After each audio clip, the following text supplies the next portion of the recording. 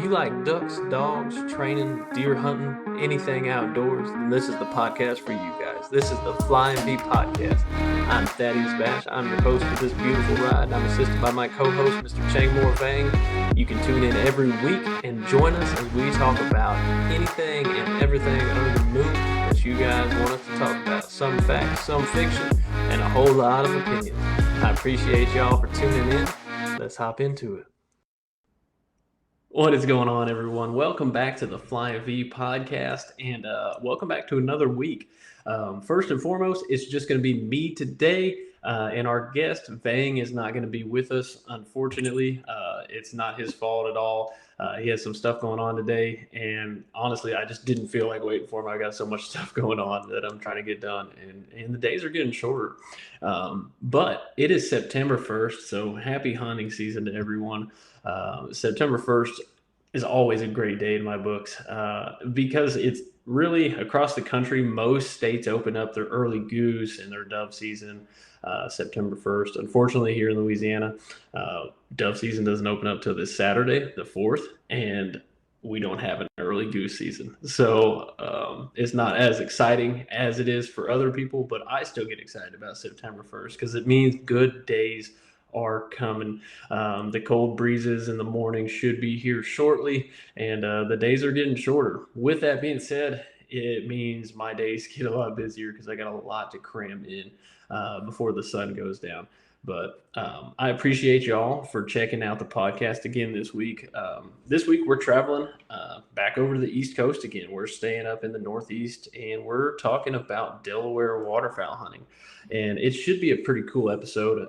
Something about the Northeast just really intrigues me, probably because I've never been up there, and I always see videos and stuff on social media and YouTube, and it just looks really freaking cool. Last week with Connecticut, we had a great guest, so hopefully you guys enjoyed that video. This week we have Riley Hicks, and you can follow him on Instagram, High Point Waterfowl. He's got some great content over there, so if you're listening to this, head over to Instagram right now and go ahead and follow him, show him some support. I appreciate him for taking his time to come on here and chat with us. But before I hop in with Riley, just a quick weekly recap without Vang. This week has flown by since last time we talked. I've literally been going nonstop. I said it every week, but I don't think anyone realizes how much I don't sit still.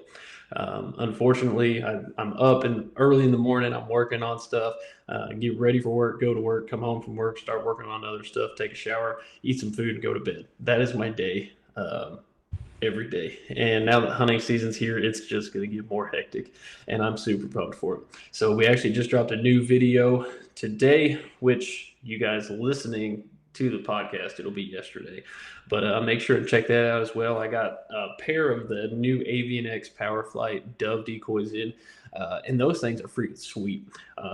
I'm digging those a lot. So last year we did a comparison of the Lucky Doves and the MOJO Voodoo Doves, and that one was a really big hit on the channel. I think these Avian Powerflight Doves, spoiler alert, might top both of those decoys. But enough of me rambling my trap. Riley, how you doing, man? Can you hear us good? I can. Thank you, man. Thank you for having me on. Yeah, thanks for coming, man. How you doing today? Good. Long work day. Yeah, I'm sure you heard me. I'm in the same boat as you are. But I think every day is a long day almost. What do you do for a living, man? I actually build boats in my town, Ocean City. It's called Duffy's. We build center consoles, side consoles, big sport fishers. But yeah, that's pretty much my day to day. Yep. That's actually really cool. We haven't had a boat builder come on here yet. So, yeah, it's awesome. What got you into that?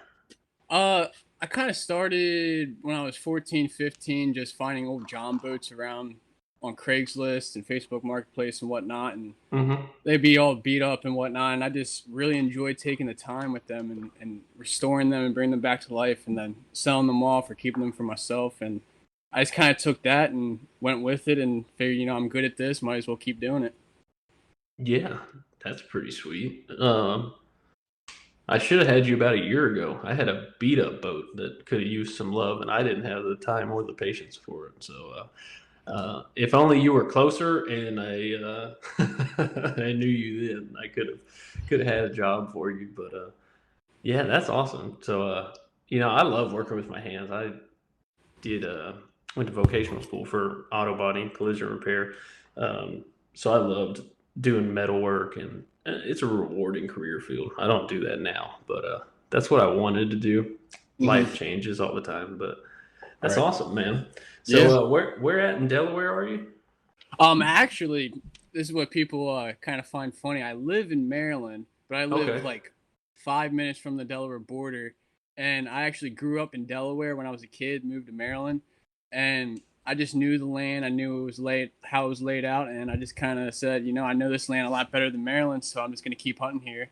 And that's been it ever since. Gotcha. So you're like on the state line pretty much? Yeah, right on the state line. Cool. So from Delaware, moved to Maryland, but you still hunt Delaware. Do you hunt Maryland any? No, I was going to this year, and I was actually going to go today for resident goose because they closed all the public land in Delaware for goose hunters and made it specifically for just dove and deer hunters today. So we were kind of forced to private land. So I just said, I'll just take an extra day, get my stuff together and whatnot. Yeah, I heard that. And the hydraulics on my center console went out the other day. So I said, oh, shit, I can't be going out there in the middle of the bay with no steering or no hydraulics. Dang. So it's early goose for you guys right now, resident goose? Yeah, it's from September 1st to the 25th. Okay. And you guys normally have pretty good luck during that, or? Delaware duck and goose hunting is very challenging. We're already in the Atlantic Flyway, so our numbers got reduced back in 2019. So we're already dealing with reduced seasons and reduced limits. Yeah. So pretty much the only time we can really have a good goose hunt is now during early goose. And our bag limit's 15, so it's pretty decent size for right now. But depending on where you are and where you go to, you can have a really good day or you could have a really, really bad day. Yeah. So that 15, that bag limit, that's just the early like residential season, right? Right, correct. Yeah. So because I know I was talking to someone today, they went over and they were hunting on the East Coast. I don't remember where they were, but they had this huge pile, and but they said the limit was 15 there too. And last week in Connecticut, Matt was saying that their resident geese is also like 15. So that must be a whole East Coast thing. That's pretty sweet. Yeah, it's awesome. So you're from Delaware, live in Maryland, but solely hunt Delaware. How long have you been chasing waterfowl for, man? It's funny because I'm actually the only hunter in my family, so I always wanted to hunt because I have a best friend up in Delaware, and he's hunted his entire life, and I wanted to do it when I was a teenager. But my mom being my mom, she said, no, you got to wait till you're 18. So I turned 18, and sure enough, I took that hunting class, and I've been doing it ever since, and I'm 22 years old now. Okay. Yeah, it's pretty weird because, I grew up hunting. My dad hunted a lot. So he taught me how to hunt. My grandparents hunted. But as I grew older, my dad stopped hunting as much. So my stepmom, she doesn't eat like wild game. She refuses to eat it, which is, to each their own. I mean, her loss. So she doesn't eat it. So my dad, he didn't really hunt. He's a real ethical outdoorsman. He's not just, I'm going to go out there and kill shit. If we harvest animals, we cook them, we eat them. Right. So he just wasn't, he'd go with me if I wanted to go or whatever. But other than that, he didn't really hunt. So, my childhood or my later youth, I guess, I spent most of my time hunting by myself, or with the occasional friend. But I spent lots and lots of times out in the woods, by myself. And but some people, man, I'm jealous. They like their whole family duck hunts and goose hunts, and they've been doing it since they could barely walk, and it must be nice. But I think it's fun later in life, man. It's I guess it doesn't really matter where you start, we all like it. So yeah, I love it. Who took you on your first duck hunt then? Your Oh, it was buddy? actually my best friend. He was the one, that got me into it. He was the one that originally showed me back when I was a teenager. And first day we went out opening day. First duck I ever shot was a shoveler. And after that, I didn't care. I was like, I'll take it. Yeah. And after that, I was hooked. And now I would say I hunt 45 to 50 days out of the season. And my best friend, he only hunts maybe 5, 6, 8 times a year. So I kind of took what he taught me and then just started doing it myself and just kept getting better and better and learning more and more. Yeah, definitely. That's awesome, man. It's just fun. It's crazy. Like the first hunt you ever go on, we talk about it every week, but you'll always remember that.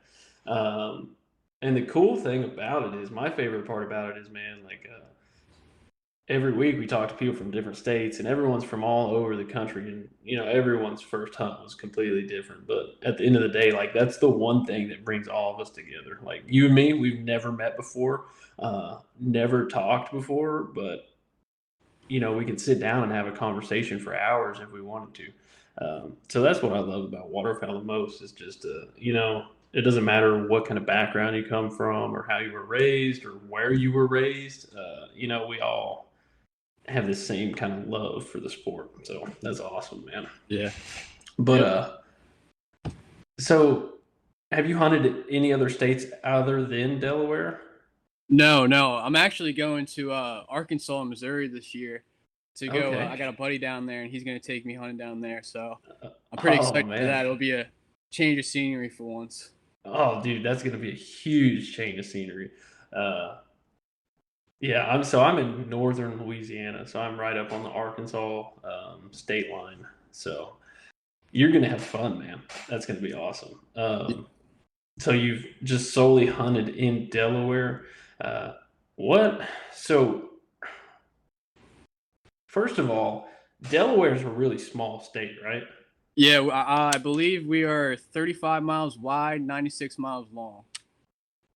That is insane. Yeah, like it's I was small. looking, I was looking at the map earlier today, getting ready for the podcast, because I was like, Delaware. Like I know it's the Northeast, but once you get up there in the Northeast, at least for me, like all those small states, you guys all just kind of blend together in my mind.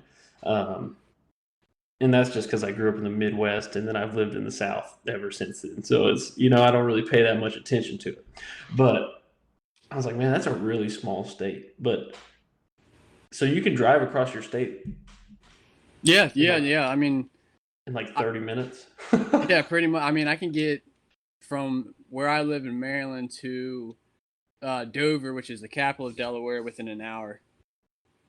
That's crazy. Yeah.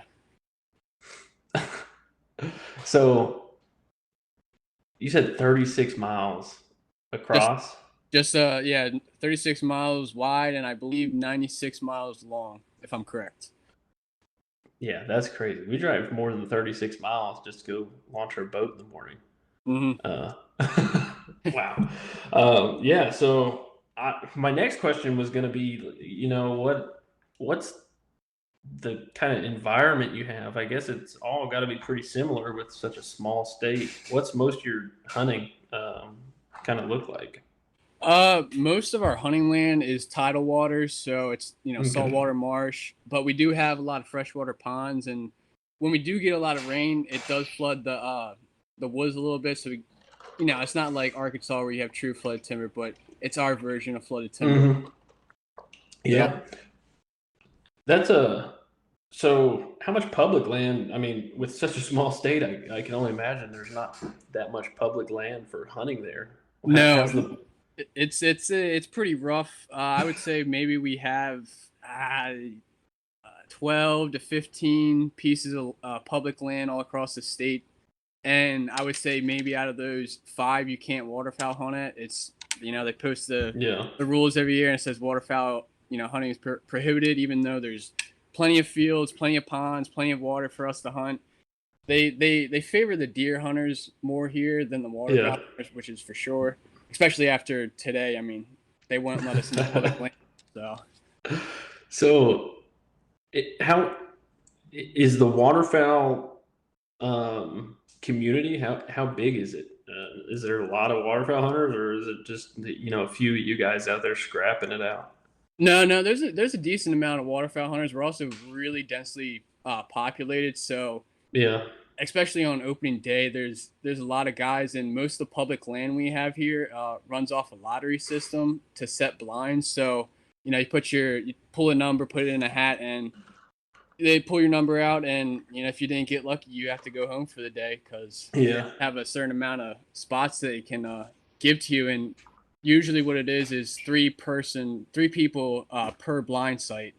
gotcha. So so you can't really have a group bigger than three unless you're going to private land. I think there's only 2 pieces of public land where you can actually walk out and set up wherever you want. Yeah. But that's about it. So, with that being said, do you prefer the lottery style public land or just the first come first serve? I like the first come first serve because I'm an early riser and I like to get there before everybody else, so I know I have a set spot. And with the lottery, it's you can wake up early in the morning or 30 minutes before they have the drawing, and the guy that woke up 3 hours before you was going home empty-handed, and you got the best spot in the whole wildlife area. Yeah, it's kind of a dual-edged sword with that. We don't have any lottery spots down here. Indiana does, but down here we don't. It's all just public land, and both of them have their pros and cons. Uh, the lottery system is nice when you do get a blind or you do get a good blind, because then you can go hunt your blind, and you don't have to worry about all the idiots all up around you, like 50 yards away.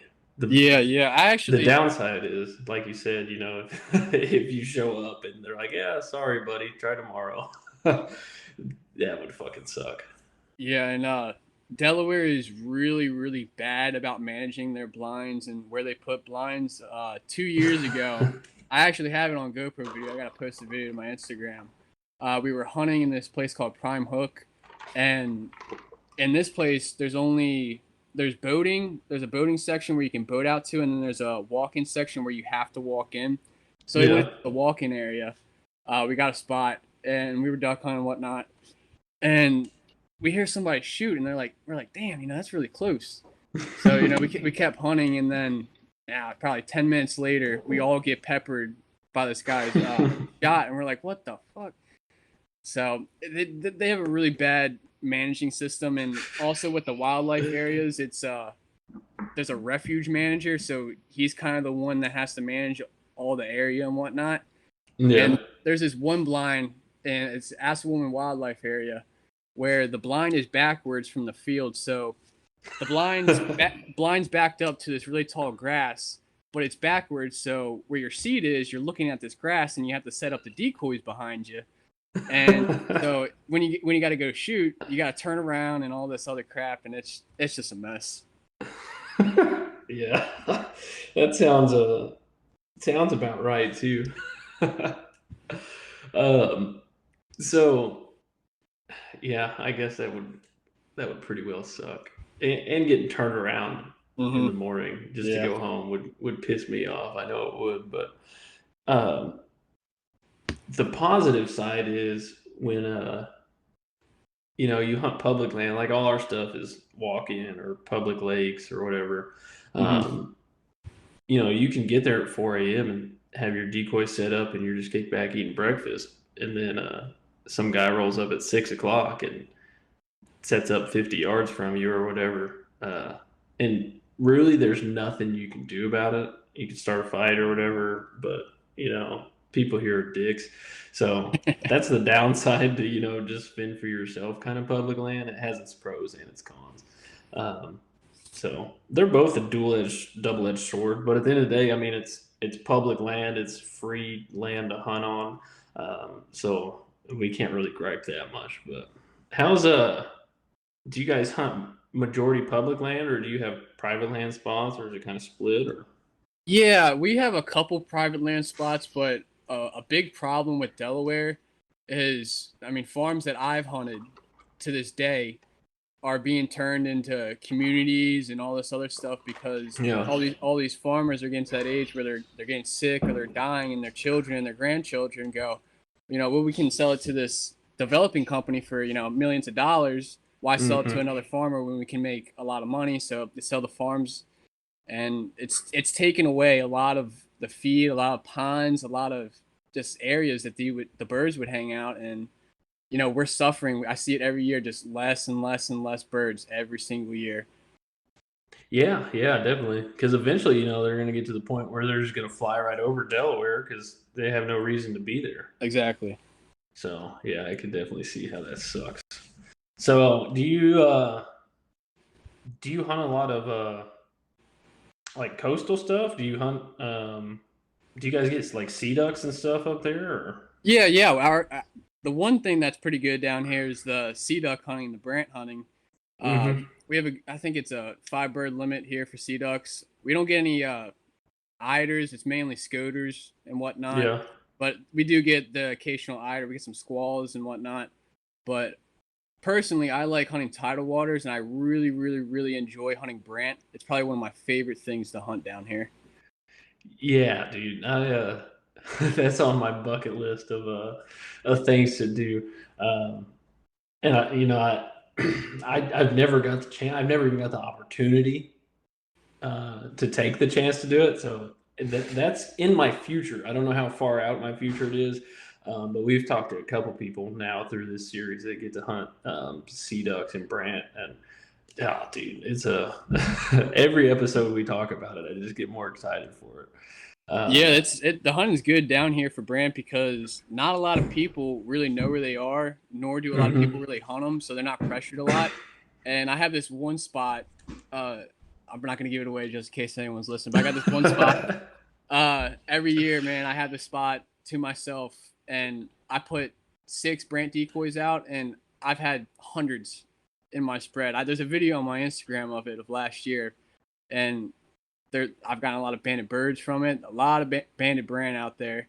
And really? It's just easy. It's fun. You don't really got to work too hard. I don't use a call at all for them. They just come right in. Damn, I'm gonna have to catch a flight up to Delaware. Yeah, man. If you ever find yourself in Delaware during the brant season, by all means, hit me up and we'll go. Dude, yeah, that'd be awesome.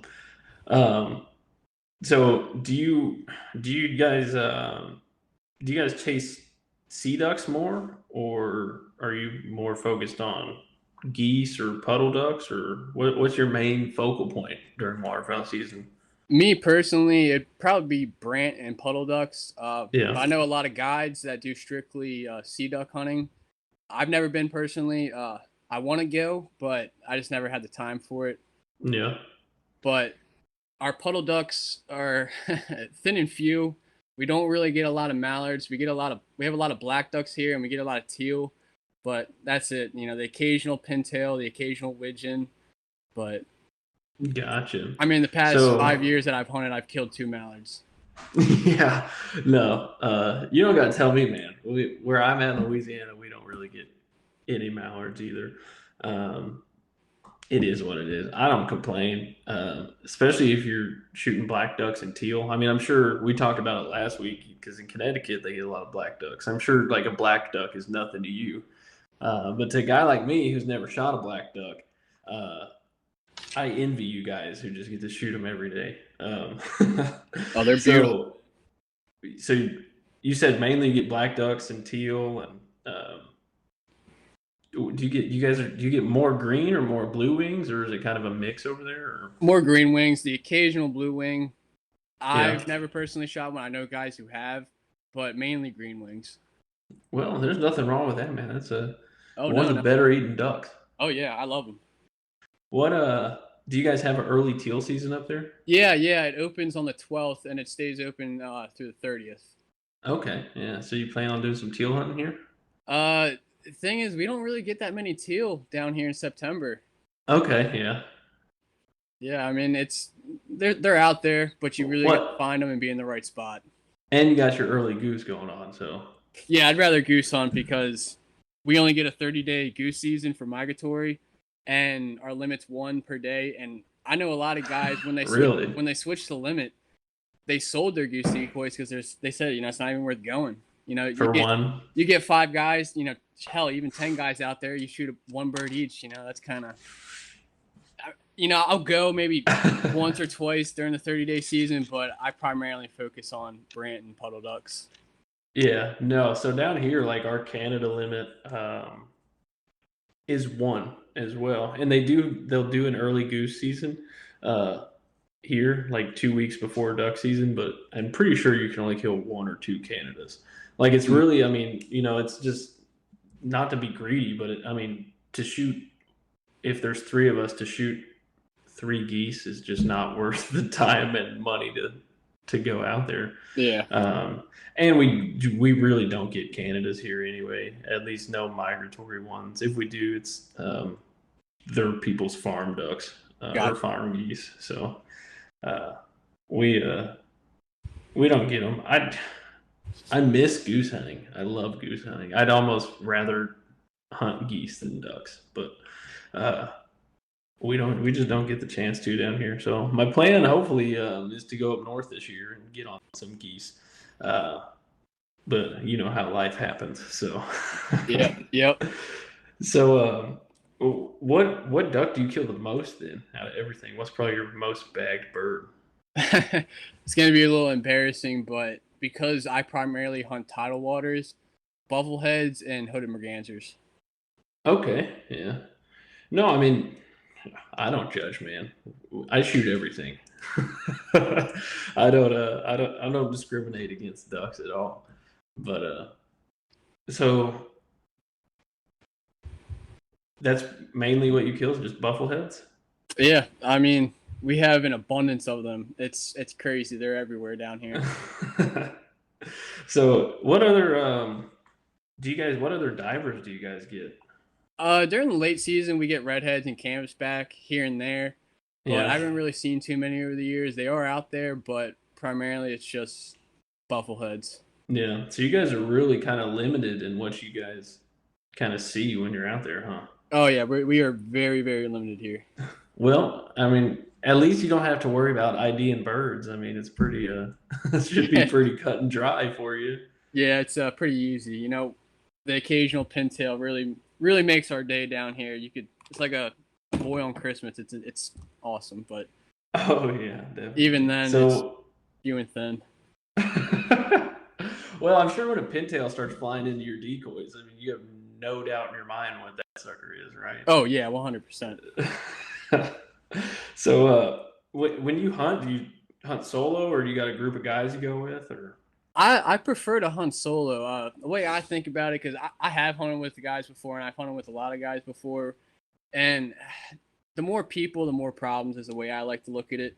When I go out by myself, I know how I got to set the decoys. I know where I'm hiding. I know what I got to do. I don't got to worry about other people and what they're doing. But I do enjoy. It does get a little lonely there after like a 10-day streak of just hunting by yourself. You do kind of want to get a little refresher and hunt with other people. But primarily, I do it by myself. No, you don't got to justify it to me, man. I've said it before on here that my favorite hunts are solo hunts, just because, like you said, one, the simplicity of it, and it's just you and nature. You're kind of back to where it all began. And two, I like to be in charge of shit. That way, if the hunt fails, I can blame myself. Yeah. And so, like you said, the more people you got, they're like, oh, well, let's do this, let's do that. I'd rather just worry about making sure I'm hid and my dog's hid, and I can do everything the way I want to. And if I hammer them, I hammer them. If I don't, then it's my fault. So, yeah, I'm with you. I enjoy solo hunts, but at the same time, I do enjoy the camaraderie and shooting the bull with the buddies, especially on a slow day. There's nothing worse than going out by yourself and not seeing any birds at all. Yeah, just sitting there in the silence, nothing going on. Because those are some really lonely days. That's when you start texting your buddies and you're like, hey, man, what are you doing tomorrow morning? Yep. You got a dog? I do. What you got, man? I got a yellow lab. She is going to be 3 years old on October 18th. Okay. Yep. So, your solo hunts, is it just you and her, or? Yeah, just me and her most of the time. Yeah. Well, so you're not alone then. Yeah, no, I always got her, but she'll fall asleep in her little blind, and I'll just be out there. I've walked 500,000 yards out to the marsh trying to jump shoot ducks, and I'll come back, she's just sleeping right in the same spot. I mean, that's better than my pup Boone. He is a hyperactive lab. Mm-hmm. And when we're going hunting, I mean, he's just amped up. He's really high strung. So there's plenty of days when I wish he would just lay down and go to sleep. But hopefully, he's still young. He just hit 2. So hopefully, as the time goes on, he'll start to get to where he doesn't care as much. But they will. I promise you. I had a lot of troubles my first season with her, but every year they understand. Okay, this is what we have to do. I understand the process now, and just with time they get better. Oh yeah. So what are your state limits like there, man? What as far as ducks are concerned? For mallards, we're only allowed to take 2 per day, and only one of them can be a hen. We get 4 wood ducks per day, unlimited teal, or not unlimited teal, 6 teal, 6 buffleheads, pretty much 6 for any diver ducks. Yeah. Much 2 black ducks, 3 widgeons, I believe, and 4 gadwalls. Gotcha. So that's definitely different than a lot of places are, but he said unlimited teal, and I was like, oh shit, man! Yeah, no, that would be nice, right? There wouldn't be many teal left though, if exactly. that were the case. It's like it reminds me of this place. I was on Facebook and I saw something. I don't remember where this guy was. I want to say he was in like Australia or some shit. But they just don't have like limits, dude. They just hammer birds all the time. And they have so many of them. But like he hunts with an over under, and he's just like, oh yeah, I just use an over under because it gives the ducks a better chance. Because they don't have to have plugs or anything. But he's like, the guys who use semis are just cheating because they can just kill all kinds of them. He's like, I only get 2 shots, so I give them all a fair chance or something. It's funny. I don't know why it made me think of that, but it did. So what? Since you haven't hunted anywhere other than Delaware, what's your dream state to hunt in? What's like your top of the list state that you'd like to go to? Probably North or South Dakota. Yeah, I could see that.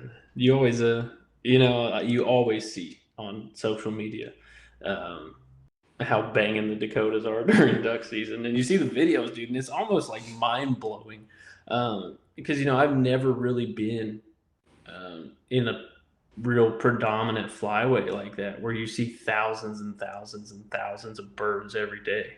Right. But you can watch some videos, dude, and they'll have 1,000 mallards in one group decoying. Like, it's insane. It literally blows my mind to watch. It pisses me off too, because like I'm out here getting hyped up because there's 6 gadwall that are coming into my decoys, and these guys are just dicking around with all these mallards. It really is. It's a sight to see. So if you ever want to go to the Dakotas, man, holler at me, and I'll definitely go with you. Awesome. Yeah, I would love to go one day. But with I've been seeing with the Dakotas, they've had a really rough year with water. They've been going through a drought. So there was a lot of talk on whether or not they were going to have a productive season this year. And a lot of us guys down south were kind of hoping like, yeah, maybe hopefully they don't. So the birds will just fly over the Dakotas and they'll actually, come down here this year. But I guess we'll see. I know their early goose opened up. I've been seeing a lot of pictures on Instagram of people just laying into these geese. Yeah, makes us jealous down here. Dude, I think it's everywhere. Everyone's jealous, but it's been eating at me too, man. Because like I was saying earlier, our dove season, most places, their hunting seasons open up September 1st. Mm-hmm. Ours, for some reason, Louisiana waits till the weekend. So ours isn't until September 4th for dove season. So I pulled up Instagram on my lunch break today. I was just like, fuck, man. Like, everyone's out here just hammering birds and stacking up doves and geese and teal. And I'm just sitting here at work, all sad. So, granted, it was like 98 degrees here. With that being said, man, so like up there in Delaware, September, your seasons kind of start to fire off. What's the weather like up there right now? Well, right now we're getting a little bit of the residual hurricane from down south. So actually right now it's pouring over here. And tomorrow morning the winds are supposed to be really high, which I'm excited for. Mm-hmm. Supposed to be a little bit of rain, so that should help us out a little bit. But it's been hot this year. Not a lot of rain. Yeah. I think that's kind of a trend across the country until this hurricane came through and just shit on everything. But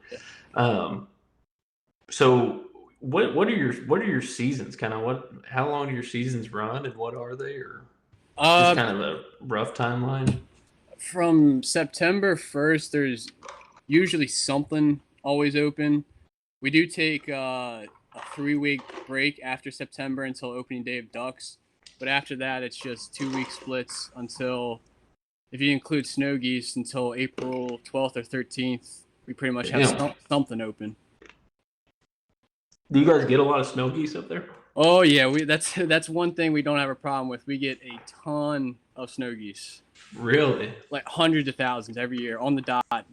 Almost right around middle of October, they start coming down. They're here in numbers. Wow. I don't know.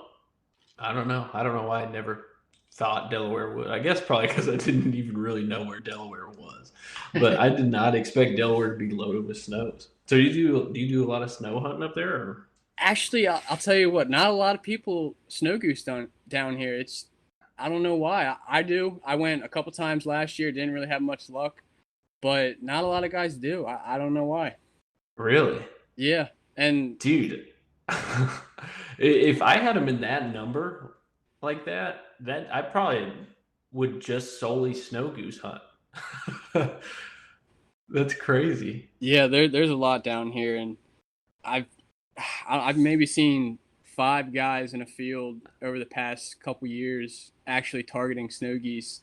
But other than that, you set a couple snow geese decoys out. They come in good, but primarily back in the day, at least, they were going for Canadas. But now, I mean, people don't really goose hunt at all. Yeah, because they just chop your season or your limits down on them. Yeah, pretty bad. So, what's the limit on snows through the season? Through up until February 8th or something like that, it's 25, and then after that, it's as many as you can take is what you got. Conservation. Yeah, dude.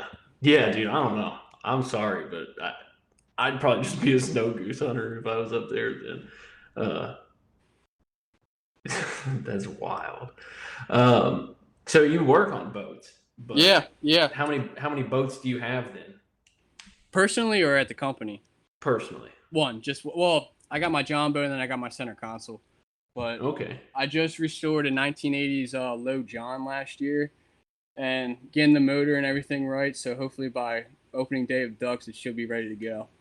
So that's your duck boat this year? Yeah. It's gonna be nice to finally have one because I've just been restoring them and then selling them off. Just flipping boats? Yep, pretty much. Damn, I figured with you being a boat builder, you'd have like 10 boats or something outrageous. Yeah, a lot of people would think that, but they're insanely expensive nowadays. Hey, you don't have to tell me, man. I sold my boat in the spring, and then I've kind of just been looking here and there at them, and it's just, yeah, everything is so inflated anymore. Oh yeah, yep. That you really can't afford to buy shit. But the boat market, the used boat market, has gone through the roof. I need to start flipping boats because you could probably make a fortune. Because it's just insane, and everyone always thinks that their stuff is worth gold, and then there's a little inflation, and like slowly everything just keeps going up because people are like trying to push how much they can get for their stuff. Exactly. And for some reason, people just keep paying these ridiculous prices. Like, I don't know. That's why I tell them, like, if you stop spending so much fucking money on these junk boats, then the prices will like return to normal. People are going to realize they got to lower their prices, but whatever. I'm going down a rabbit hole. I'm prone to that, dude. Yeah, they're a money pit, that's for sure. Oh yeah, my plan was to get or sell mine, and upgrade. Um, then we ended up buying a house. I'm not getting a boat anytime soon. I can Yeah, promise you that. yeah. But Life happens, and you get a little sidetracked. oh yeah, that's literally the story of my life. But so what kind of shotgun you shoot, man? I shoot a 12 gauge Mossberg 500.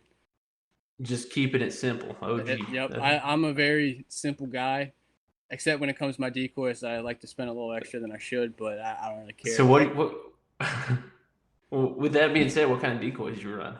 Avian necks primarily. I did Okay. for goose hunting just because I don't go that often. I did that one company bulk decoy club. That's where I get my goose decoys from. But I send a lot of my decoys up to this guy. His name's Creekview Decoys up in Pennsylvania. And any old decoys I have, he flocks them. Like I had some goose decoys that were old.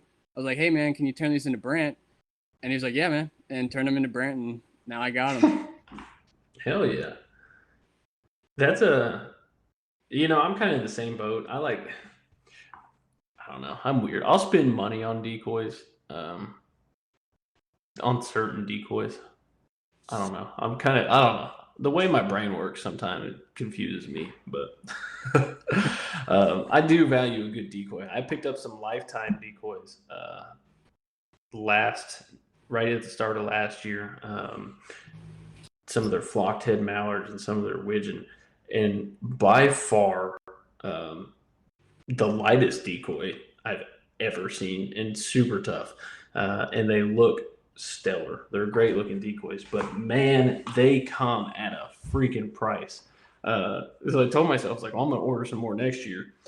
And then I went online to order some. I was like, yeah, we're gonna have to hold off on that one, man. But they're not cheap at all. But if a man had the money, I don't think you would find anything better than those lifetimes.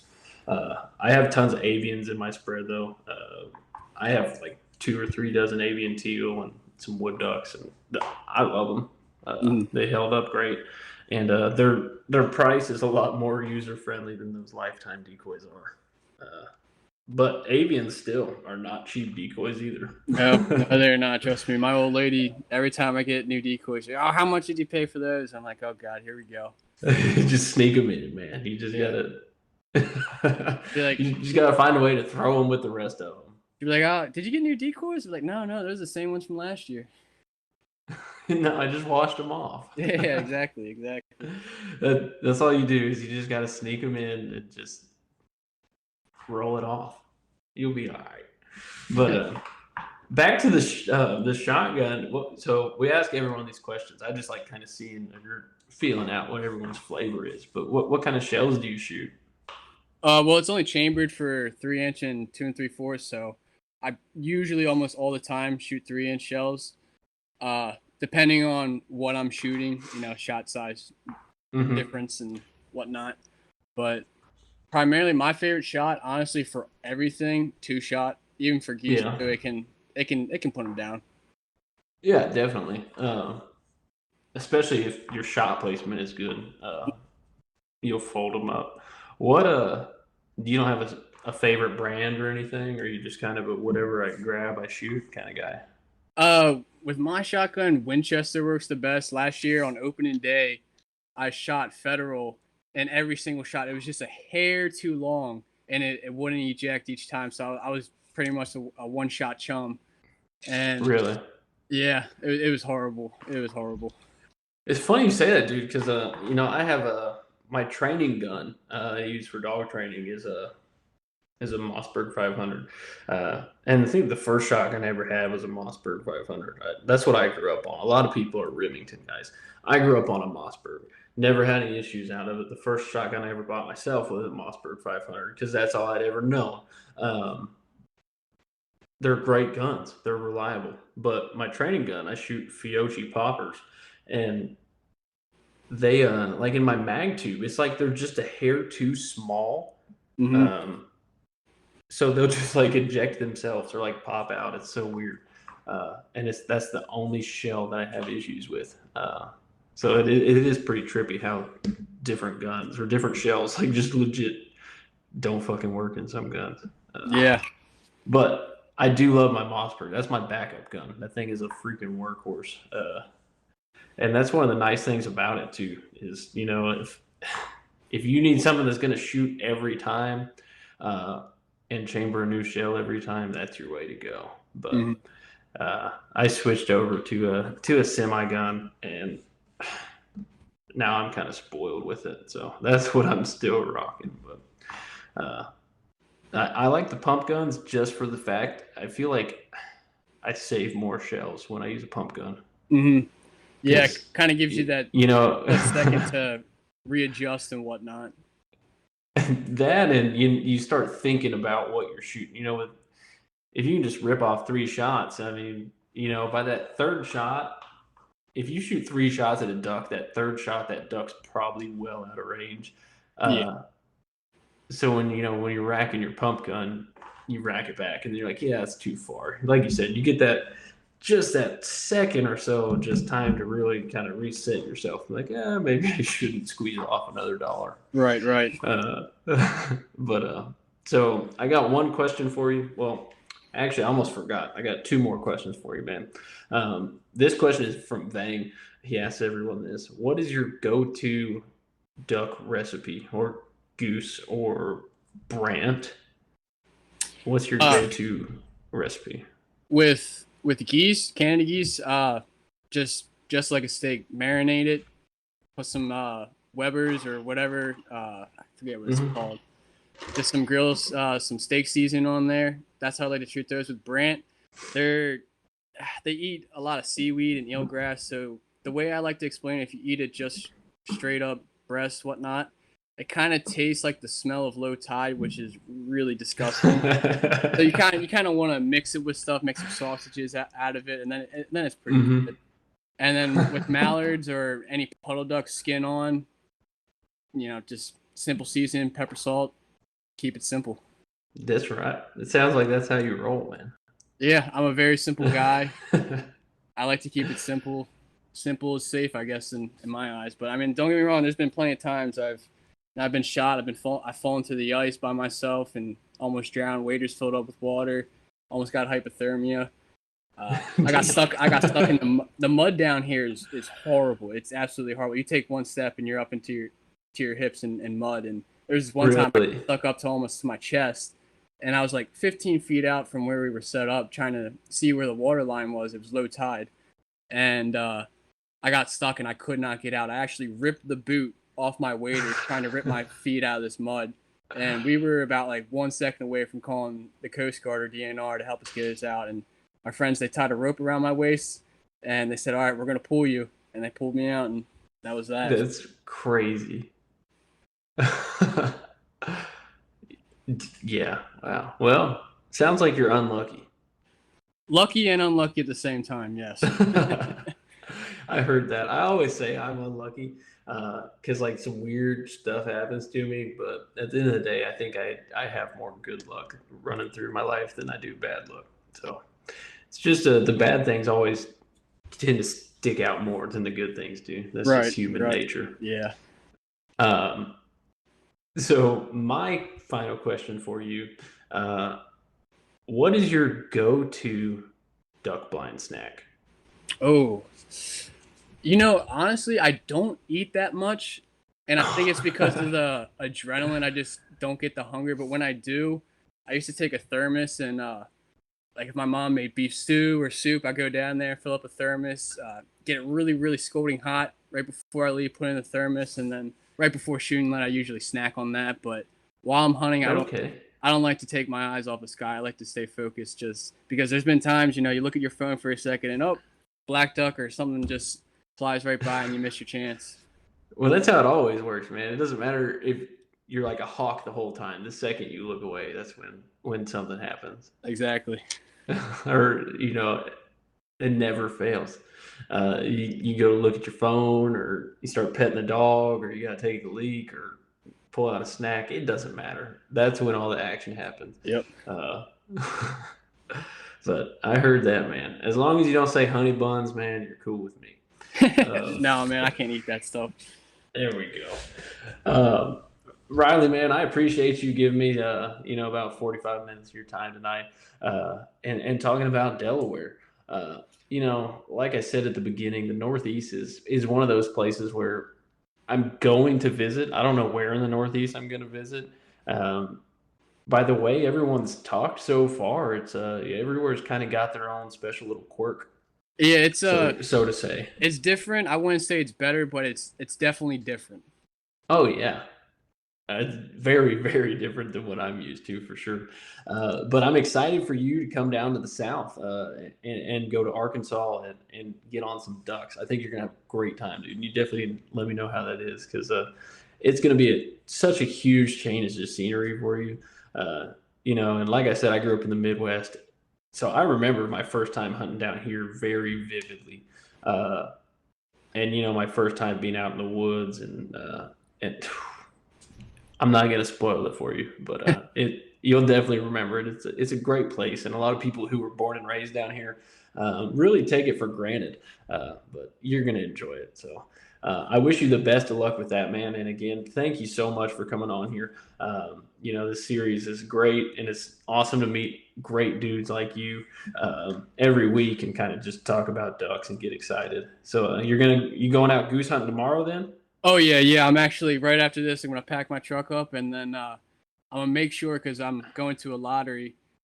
That's actually a first-come, first-served basis for resident goose. So you have your choice to pick a blind, but you got to be there early enough. So I'm going right at 12 o'clock. As soon as it hits 12 o'clock, I'm signing my name in, going back to the house for a couple hours, get a few hours of sleep, wake back up at 4 a.m., and then hopefully everything goes good tomorrow. Hell yeah, man. Well, best of luck to you. I'm not gonna keep you any longer. Hopefully it all works out for you, and let me know how you guys do. Hopefully you hammer them though. Hopefully, you never know with Delaware. It's hit or miss down here. It's hit or miss. Hey, that's everywhere but the Dakotas, man. I appreciate you again, man. Hope you have a good night, and hope you have a safe hunting season. To everyone listening to the podcast, I just want to say thanks again to all you guys for stopping by. If you're new here and you're on one of our streaming services, just hit that follow button, guys, and stick around for the rest of the episodes we got coming. If you're watching along on the YouTube channel, hit that subscribe button, give us a thumbs up, and drop down below. Let me know what you think. If you guys got any questions for any of our future guests, just drop down below and leave a comment, and we'll make sure to ask that question to them. I also just want to say thanks. Check out some of the other videos. And like I said, dove season's knocking on the door. We're like 3 days out. I'm getting super excited, and we should have a pretty jam-up dove video for you this weekend. And several more hunts coming up after that. We got teal coming around, and then we're going to be in the deer stand and then back in the duck blind for big ducks. So we got a fun hunting season coming up, and I'm super excited. So stick around. Thanks, everyone, for the support. Riley, man, thank you again, brother. Best of luck to you this year. And hopefully one day our paths will cross and we'll get to shoot at something together. We'll see y'all next time. Have a good night. Thank you, man. Have a good season.